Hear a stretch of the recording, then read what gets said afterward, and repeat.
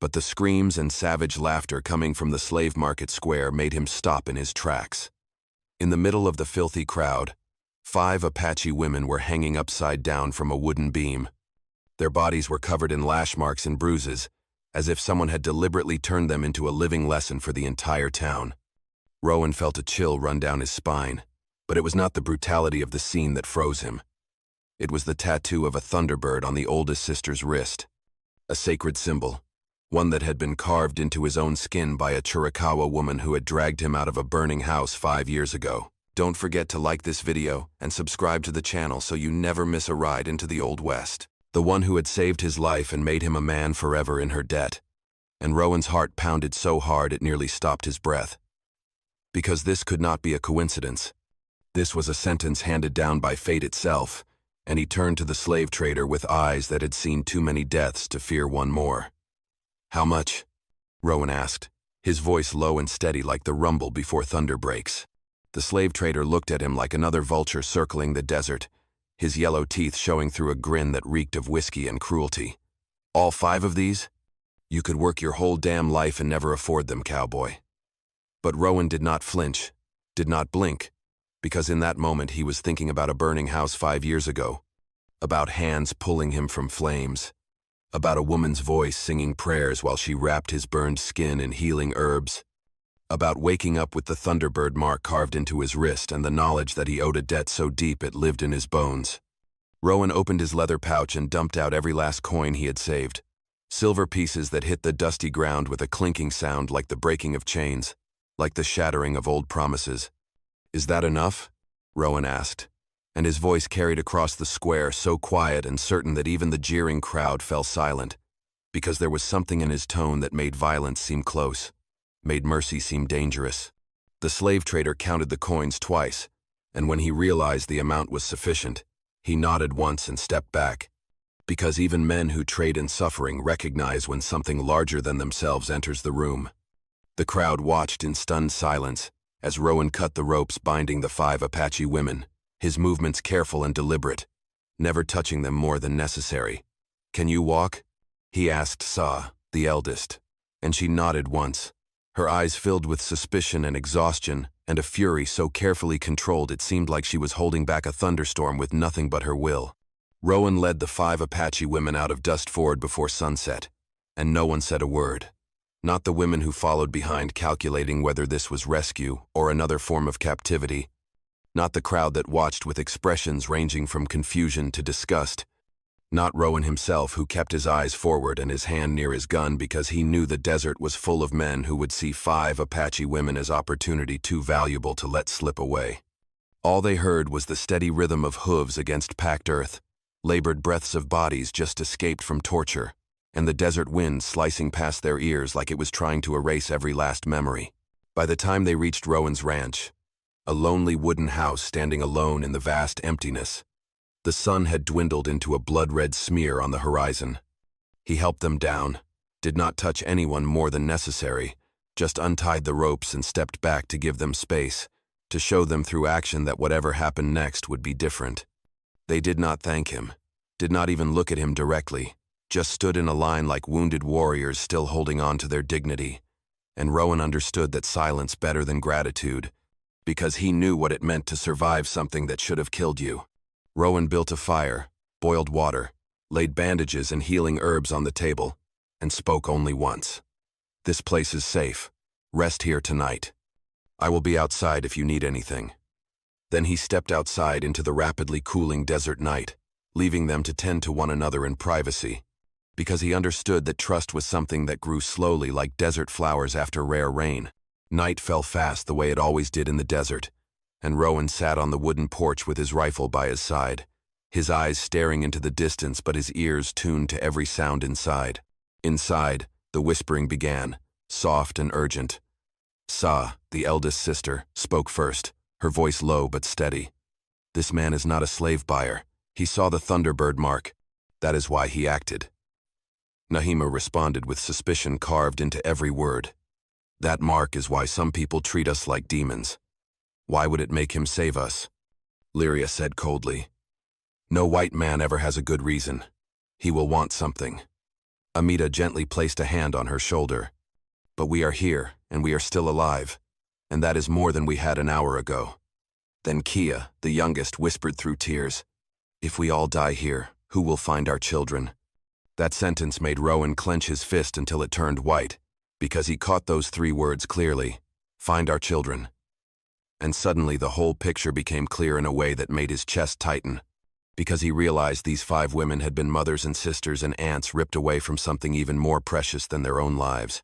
A moment later, the door creaked open and Sa stepped out onto the porch, and though her body was exhausted and covered in bruises, she carried herself with the strength of someone who had stared down too many storms. "You," she said bluntly, without ceremony or softness. "Why did you save us?" Rowan did not flinch, did not look away, just met her gaze and said, "Because I owe a debt. A Chiricahua woman saved my life once, 5 years ago, when my settlement was raided. When I saw the mark on your hand, I knew I had to do what was right." Nahima stepped out behind her sister, her gaze sharp as an arrow aimed at his heart. "That debt was paid the moment we left Dustford. You do not need to keep us here." Rowan looked at all 5 women standing before him in the moonlight and answered with raw truth, "I am not keeping you. I just figured 5 women who were just tortured might need 1 night of sleep without getting beaten." There was a long pause, and for the first time Sa looked at him without hostility, looked at him with something that might have been the beginning of understanding. "Get some sleep," Rowan said quietly. "In the morning, if you want to leave, I will prepare horses and supplies. Everything here is your choice." He did not wait for a reply, just settled back against the porch post, because words only meant so much, and it was actions over time that would prove whether he was telling the truth. Inside, the 5 sisters lay close together around the fire, none of them closing their eyes completely, all of them listening to the sound of Rowan's breathing outside. Outside, Rowan stayed awake through the entire night, his hand never far from his rifle. Not because he feared the women inside, but because he knew the desert was full of men who would come looking for them. Dawn broke over the desert, harsh light that exposed everything without mercy, and Rowan stood in the yard brewing coffee. The wooden door creaked open and Sa and Nahima stepped out first, followed by the other 3 sisters like 5 spear tips freshly sharpened. They said nothing, and Rowan just handed each of them a water pouch and hard bread. "It is going to be hotter today," he said. Nothing more. Sa looked at him for a long time, then spoke with a voice that carried the weight of a decision made in darkness. "We have to go.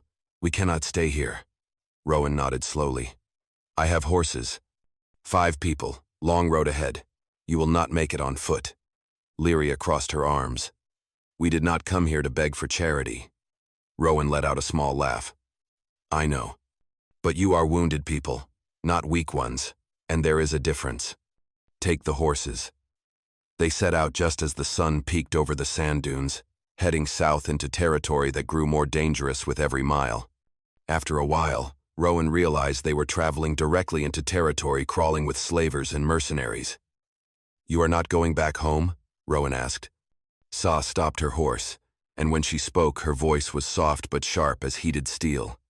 "We have no home left to return to."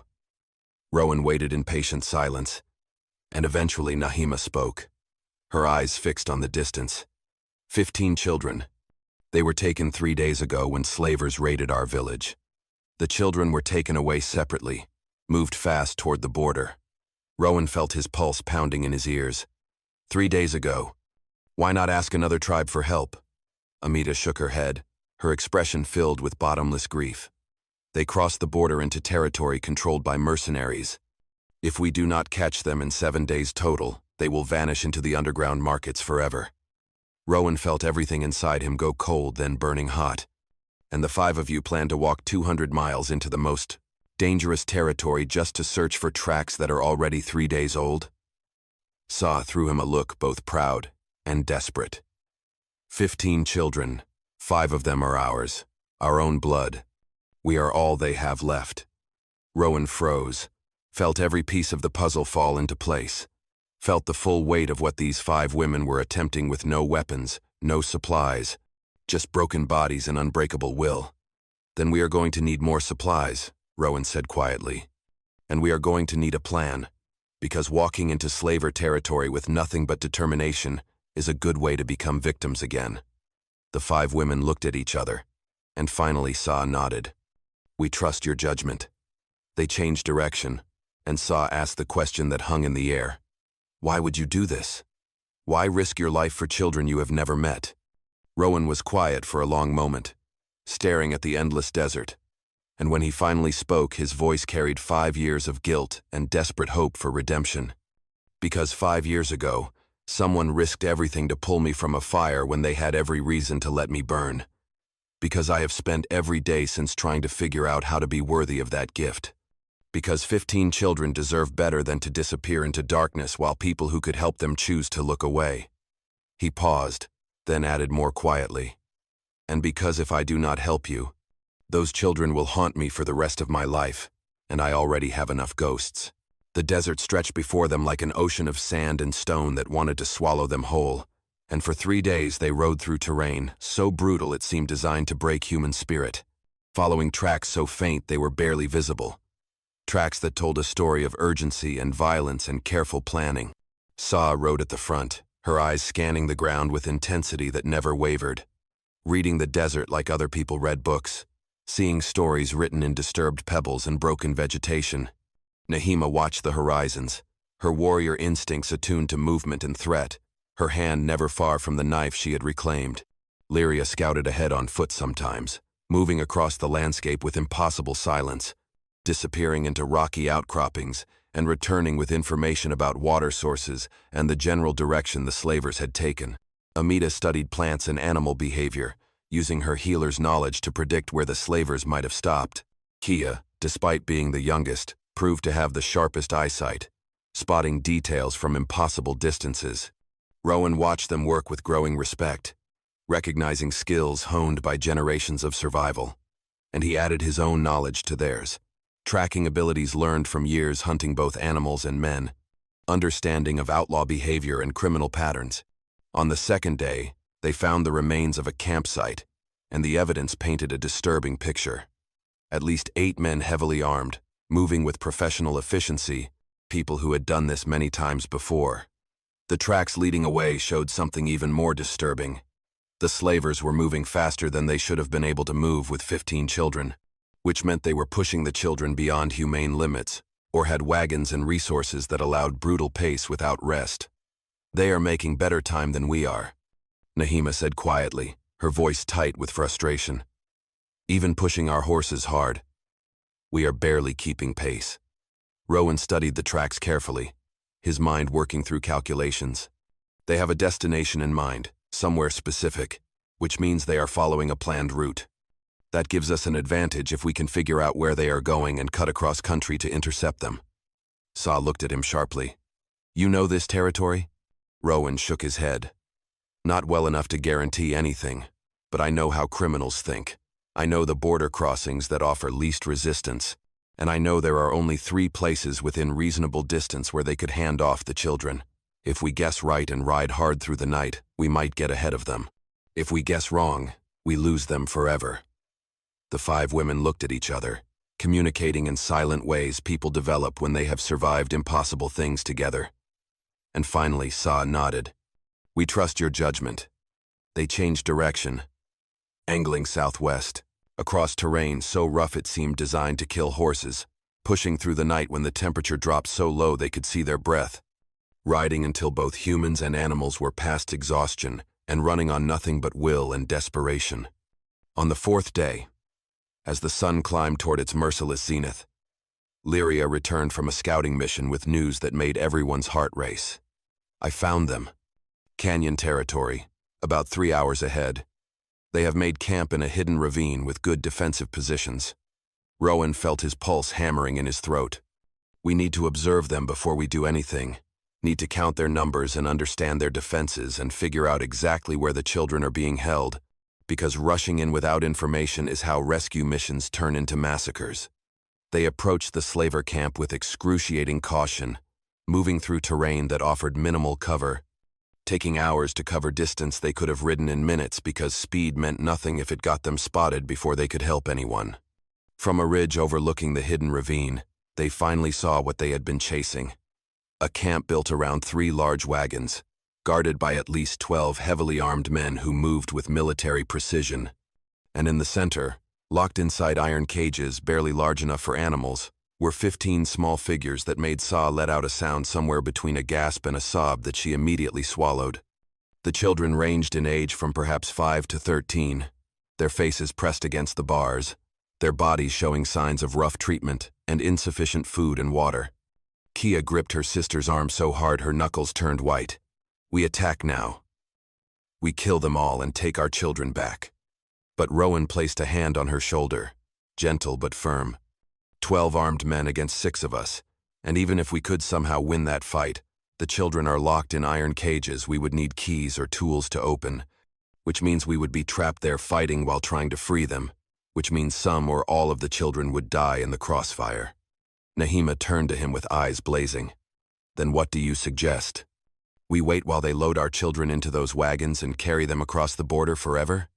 Rowan shook his head. "We wait until nightfall, which is only a few hours away, and we use the darkness the same way they used it when they raided your village. We combine your people's skills at moving silently with my knowledge of how these operations work, and we create a plan that gives us the best chance of getting those children out alive." The 5 women were silent for a long moment, and finally Sa nodded slowly. "We wait, but only until dark." They spent the remaining daylight watching the camp, learning the guards' patterns and rotations, identifying which men seemed alert and which seemed careless, figuring out where supplies were kept and where the keys to the cages might be stored. As the sun finally began its descent, painting the canyon in shades of blood and gold, they gathered in a tight circle and Rowan laid out the plan, combining Apache stealth tactics with his understanding of criminal operations. The guards change shifts at full dark, he explained, tracing patterns in the dust. That is when they are most distracted. Sa, Nahima, Lyria, you 3 will approach from 3 different directions, taking out the perimeter guards silently. Amita, Kia, you will move toward the cages as soon as the perimeter is cleared. And I will create a diversion on the far side of camp, something loud that draws the remaining guards away long enough for you to find the keys and open those cages. Once the children are free, we move north into the rocks where the terrain favors people on foot over horses. It was not a perfect plan, just the best option available to people who had no good options. And everyone understood that the margin for error was so thin it barely existed. As darkness finally fell complete and absolute, the 6 of them moved into position with hearts pounding and hands steady and minds focused with the kind of clarity that comes only when everything matters and nothing can be taken back. The 3 eldest sisters became shadows among shadows, moving across the rocky ground with supernatural silence, approaching the perimeter guards from blind angles. And then the killing began with quick efficiency. One guard went down with a knife through his throat. Another collapsed with his windpipe crushed. A third died staring in confusion at Lyria, who had appeared behind him like a ghost. Rowan waited until he saw the signal, a brief flash of metal reflecting starlight, and then he lit the fuses on the explosives he had prepared and threw them toward the supply wagons where they detonated with sounds like thunder cracking the world open.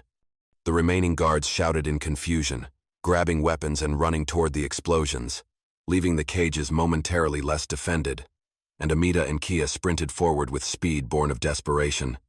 Inside the largest tent they found a man reaching for his rifle, and Kia did not hesitate, just drove her knife into his gut. And while he died choking on his own blood, Amita grabbed the key ring from his belt and they ran back toward the cages. The locks opened with clicks that sounded impossibly loud, and Sa appeared from the darkness to help pull children from their cages, whispering urgently that they were safe now, that they needed to run. But the alarm had been raised despite careful planning, and the remaining slavers realized what was happening and turned to see their valuable cargo being liberated. Gunfire erupted across the camp, muzzle flashes lighting the darkness like deadly fireflies, and Rowan positioned himself between the slavers and the escaping children, his rifle speaking with steady rhythm, dropping men who had made careers out of cruelty. Nahima fought hand-to-hand with a massive slaver, using his size against him, dodging his powerful swings and driving her blade into vulnerable points until he fell. Lyria moved through the chaos like a demon from nightmares, appearing where she was least expected, killing with efficiency that came from years of training.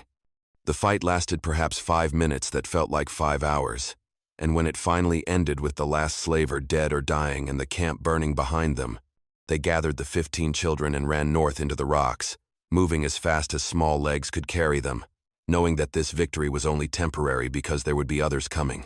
They ran through the night with 15 children who had been caged like animals, moving through rocky terrain that favored desperation over organization, and behind them the burning slaver camp sent smoke signals into the sky that would draw every predator within 50 miles like blood in water draws sharks.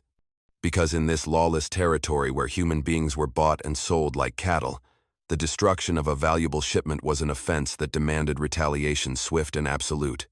The children ranged from 5 to 13 years old, some of them barely able to walk after days of brutal treatment, others carrying younger ones on their backs with determination that spoke of bonds formed in suffering. And Sa moved among them speaking soft words in their language, promising safety while knowing that promise might be a lie, told to comfort the innocent in their final hours. By dawn they had put 10 miles between themselves and the burning camp. But Rowan knew it was not nearly enough, knew that professional slavers would have connections and resources and backup plans for situations exactly like this, knew that somewhere behind them in the growing light, men were already mounting horses and loading rifles and calculating how much violence would be required to recover their lost investment. "We need to keep moving," Rowan said, his voice hoarse from smoke and exhaustion. "They will be coming, and they will be coming fast and angry." Nahima, who had been watching their back trail with eyes that never stopped scanning for threats, nodded grimly. "I see dust. Multiple riders, maybe 8 or 10, moving faster than we can move with children." The mathematics of pursuit were simple and brutal. Men on horses without encumbrance could cover ground 3 times faster than people on foot burdened with exhausted children, which meant no matter how hard they pushed, no matter how much they demanded from bodies already past the point of breaking, the gap would close steadily and inevitably until violence became the only language spoken.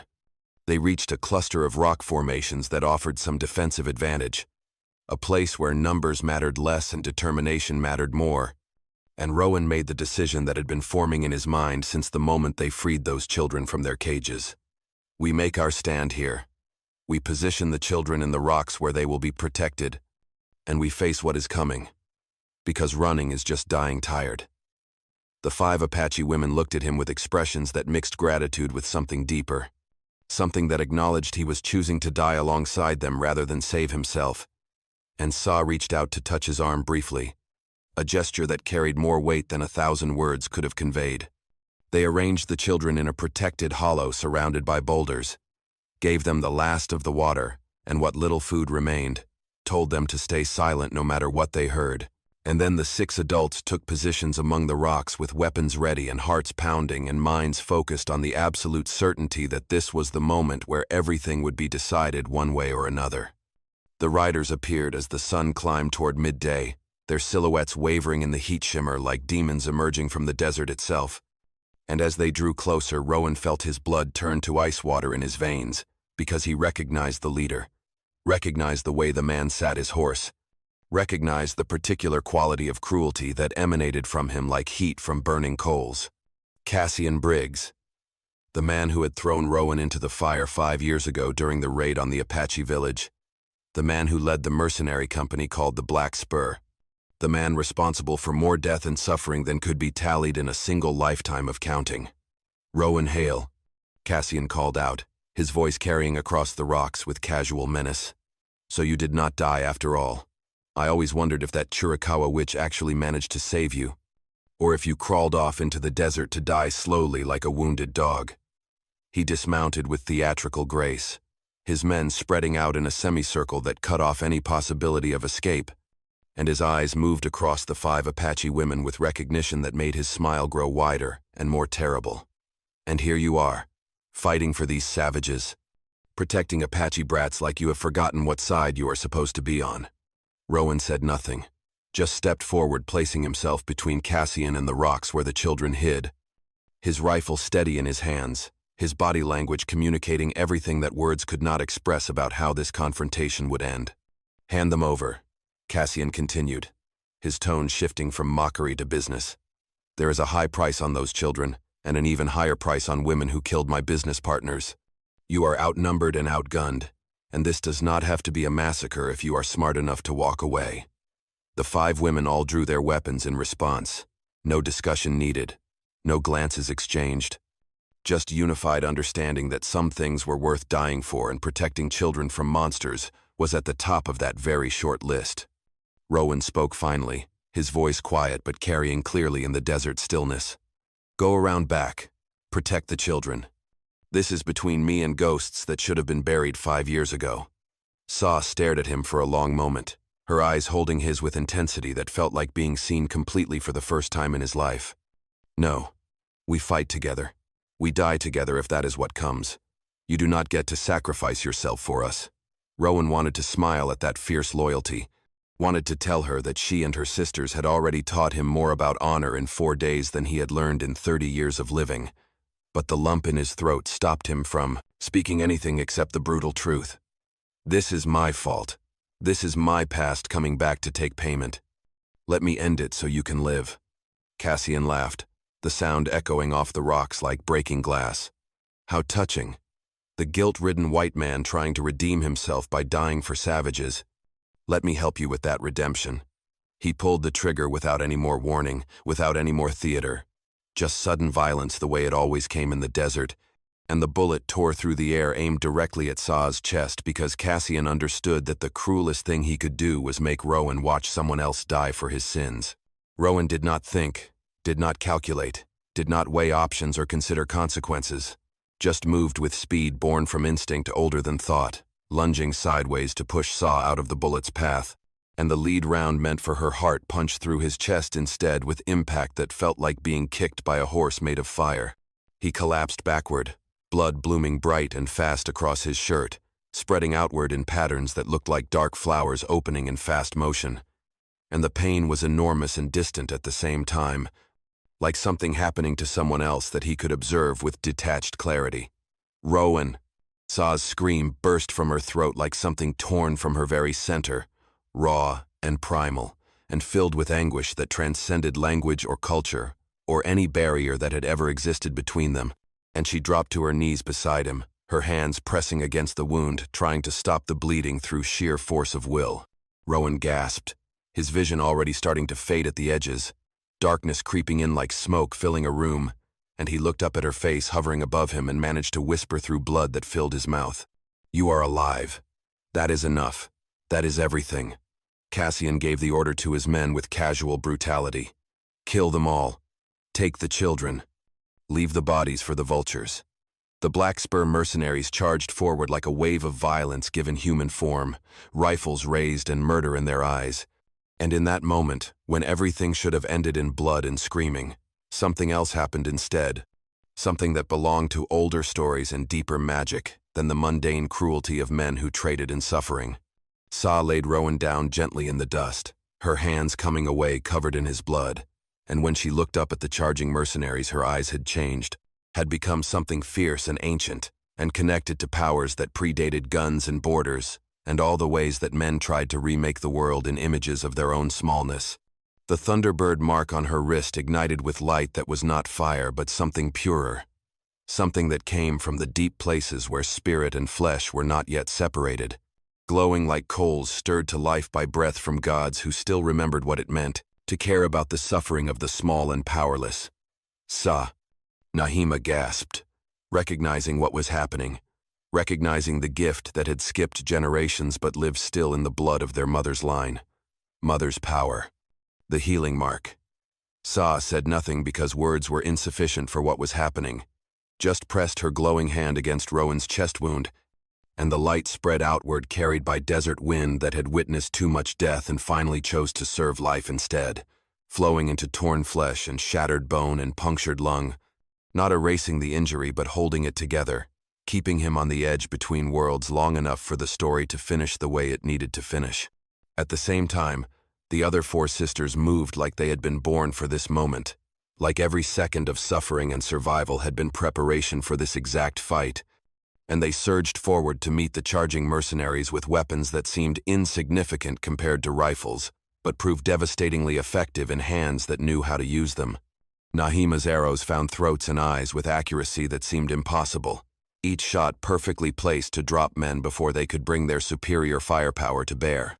Lyria moved through the chaos like water finding cracks in stone, appearing where she was not expected, her knife opening arteries and severing tendons with surgical precision born from years of training and months of fury that finally found legitimate outlet.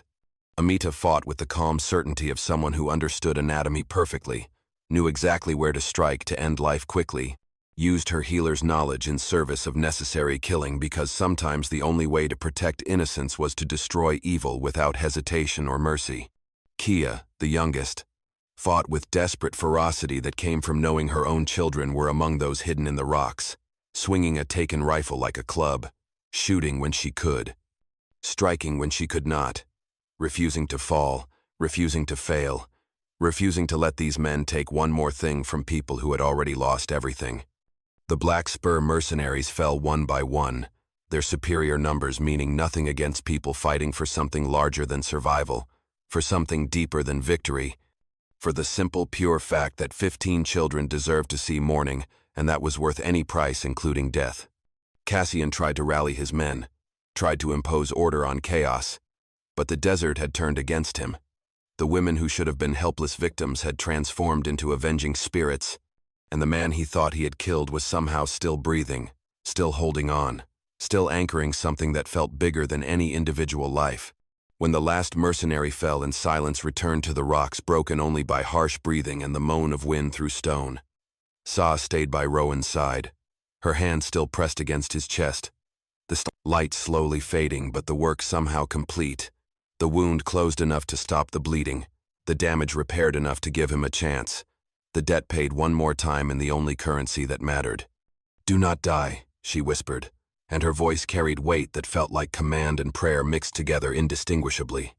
"Not when I still owe you, and you still owe me, and we have not yet figured out what comes after surviving impossible things together."